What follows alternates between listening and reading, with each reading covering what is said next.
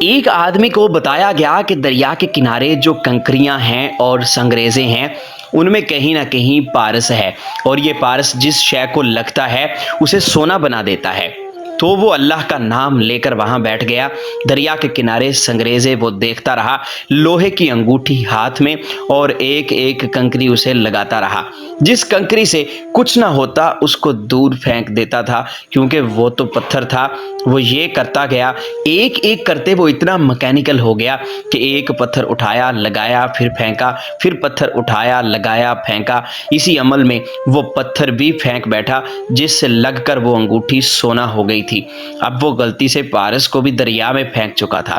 یہ انسان کی ریجیکٹ کرنے کی عادت ہے کہ بعض اوقات جو صحیح مقام ہے اسے بھی ریجیکٹ کر دیتا ہے، رد کر جاتا ہے۔ جس طرح دروازے پر غلط سائل آتے ہیں کہ اللہ کے نام پر دے بابا، تو انسان کہتا ہے معاف کرو بابا، پھر ایک روز اللہ کہے گا کہ میں تیرے پاس آیا تھا اور تو نے مجھے بھی جواب دے دیا، میں نے اپنے نام پہ مانگا تھا، تو نے مجھے بھی کہہ دیا کہ معاف کرو۔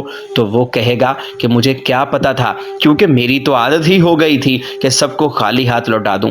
تو آپ کہیں یہ عادت نہ بنا لیں کہ آپ سب کو ریجیکٹ کرتے جائیں، بھگاتے جائیں، بلکہ قبول کرنے کی صلاحیت پیدا کریں۔ کوئی مقام غلط مقام نہیں ہوتا، بلکہ ہر مقام صحیح مقام ہے، کیونکہ صحیح آدمی غلط مقامات سے بھی صحیح منزل پالے گا۔